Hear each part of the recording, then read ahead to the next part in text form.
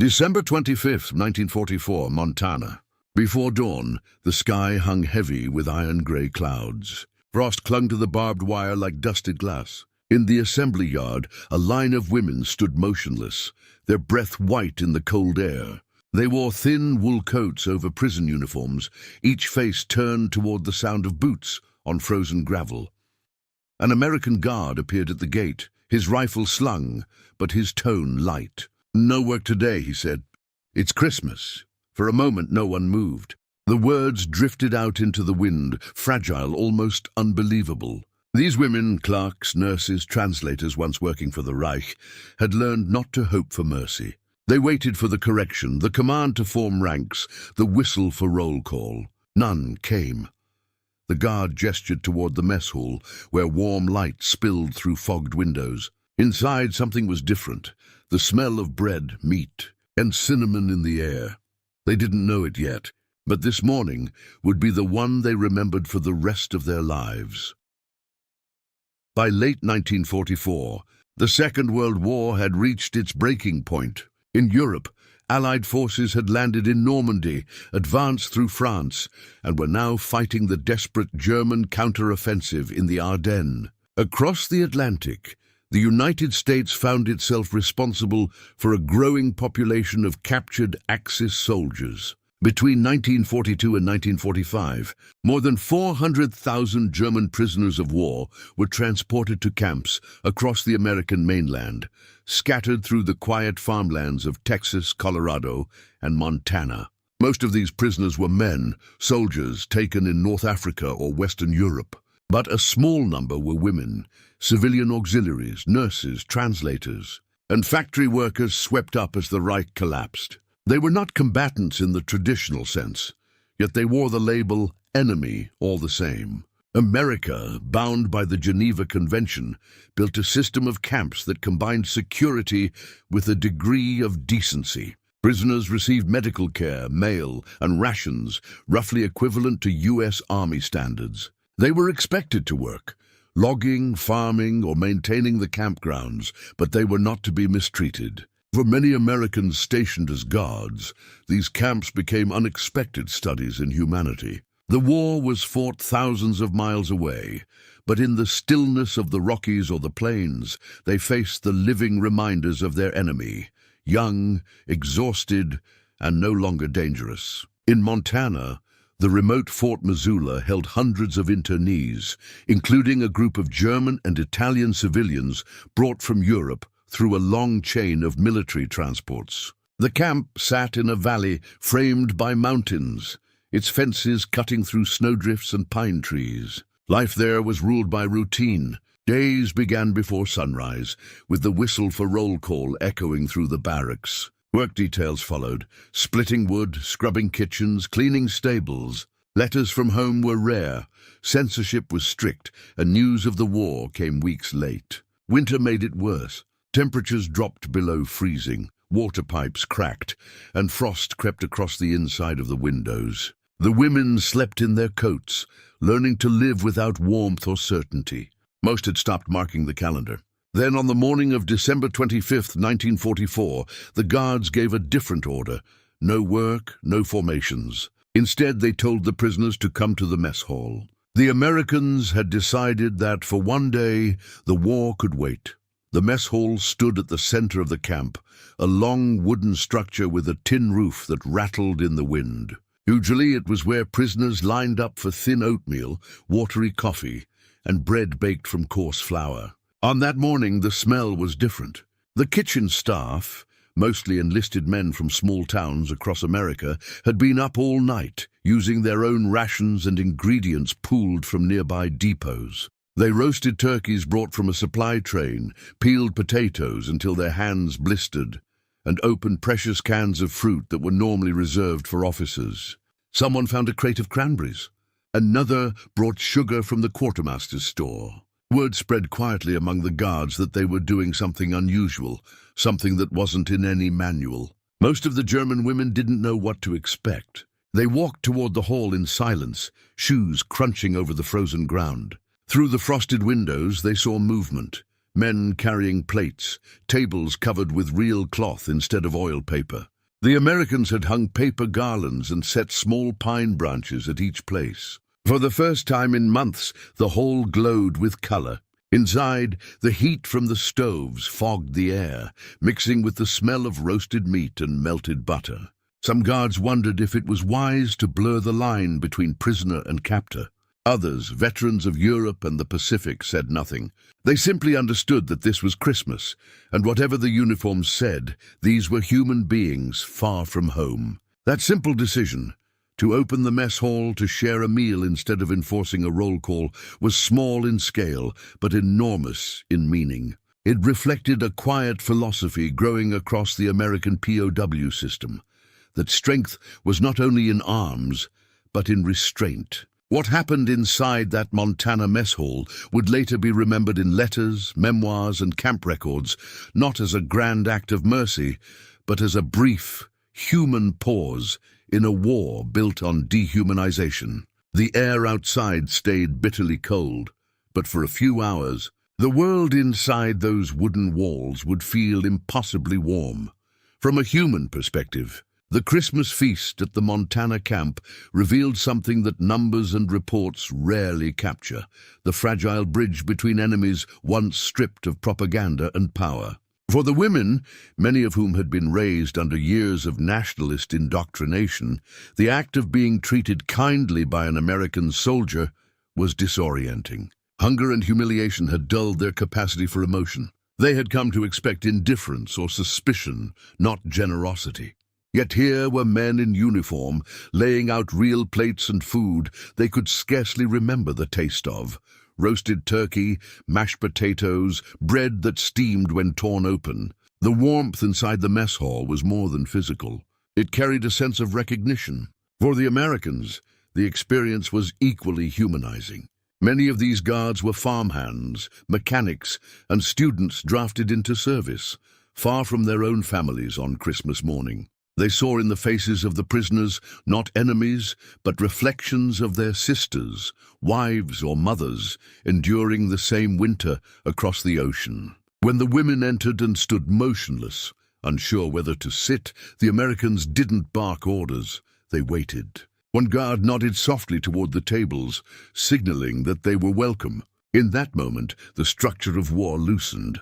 Rank, nationality, and ideology faded beneath something older and simpler: the impulse to offer warmth where there was none. What unfolded in that hall became an accidental experiment in empathy, proof that even within the machinery of total war, individual choice could still carve out decency. The camp's commandant would later write that the guards behaved with discipline and respect, but those sterile words missed the point. What happened that morning wasn't about policy. It was about people remembering what it meant to be human. From a military and moral standpoint, the Christmas meal reflected a quiet strategy of values rather than tactics. The United States had entered the war not only to defeat an army, but to defend an ideal of civilization itself. How prisoners were treated would speak louder than leaflets or broadcasts. By 1944, the War Department had issued clear orders. Allied camps were to follow the Geneva Convention strictly, and morale was to be maintained through fair treatment. It wasn't sentimentality. It was policy, born from the understanding that today's prisoners could become tomorrow's witnesses. A German captive treated with dignity in Montana might one day return home and tell a story that contradicted Nazi propaganda about American cruelty. In this way, compassion became a tool of statecraft, a psychological victory that outlasted any battle. But among the rank and file, it wasn't politics they thought of that morning. Many guards were Midwestern boys who had learned charity from small-town churches and family kitchens. They saw themselves not as conquerors, but caretakers, responsible for men and women who had no power left. When they shared their rations, when the cook added an extra roll or poured milk into a chipped cup, it was instinct rather than instruction. The Americans didn't expect gratitude, and the prisoners didn't know how to give it. Yet both sides understood the quiet weight of the gesture. For a few hours the war paused, not in maps or orders, but in the simple act of a meal shared between enemies. The mess hall doors opened, and for the first time in months, warmth rushed out to meet the cold. Inside, the long wooden tables glowed under the full glare of the overhead bulbs. White linen covered the surfaces where bare planks had always shone. Each place was set with a folded napkin, a real fork and knife, and a small branch of pine tied with red string. The smell was overwhelming. Roasted turkey, butter, sugar, and coffee so strong it filled the air like smoke. The German women entered slowly, uncertain whether it was permitted to touch anything. Their shoes squeaked on the clean floor. An American sergeant, barely 25, smiled and gestured toward the serving line. "Take your time," he said quietly. The cook, an older man with flour on his sleeves, motioned for them to bring their plates. He carved the turkey with deliberate care, laying generous slices onto the dishes, adding potatoes, vegetables, and bread until the plates could hold no more. The women accepted each portion in silence, their hands trembling slightly from cold and disbelief. When they sat, no one spoke. The sound of knives against plates replaced the usual clang of metal trays. At first, they only stared, at the light, at the food, at the men who had prepared it. Then, one by one, they began to eat. The warmth spread from their hands to their faces. The war was still out there, but for this one meal, it felt impossibly distant. The first tears came quietly.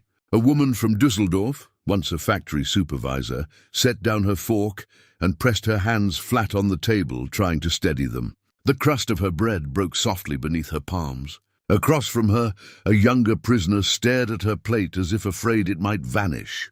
She lifted a forkful of turkey to her mouth and closed her eyes. The flavor, salt, fat, and warmth was almost too much to bear. It was not just food, it was memory. It tasted like home, like a world that had disappeared under the weight of war. Soon others followed. The silence dissolved into quiet sobbing, restrained at first, then spilling into the open. Some wept into their napkins. Others simply bowed their heads, shoulders shaking.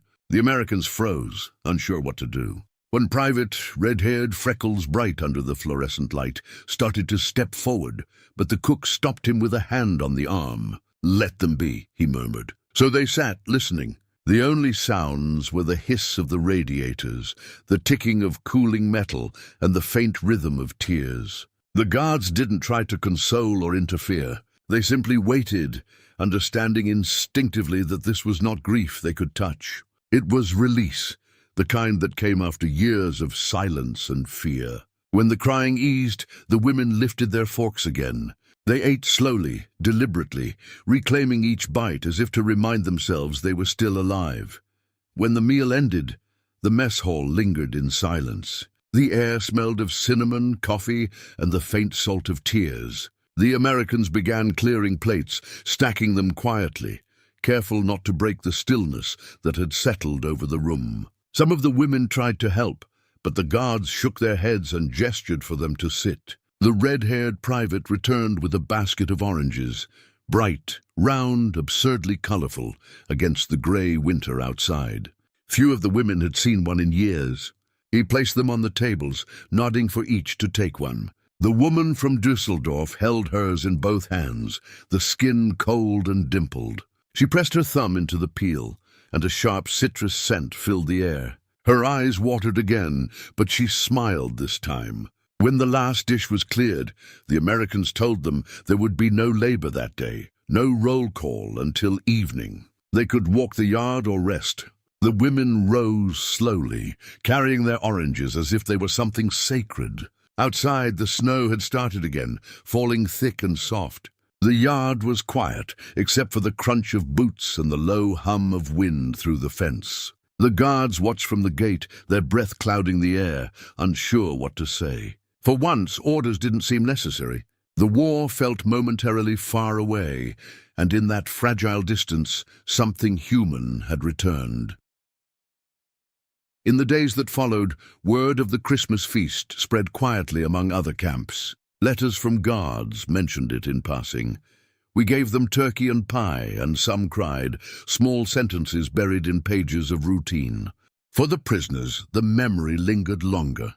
Years later, when many returned to a ruined Germany, they wrote about it in journals and testimonies. They did not remember the guards' names, only the feeling, the warmth, the food, the silence that let them grieve without shame.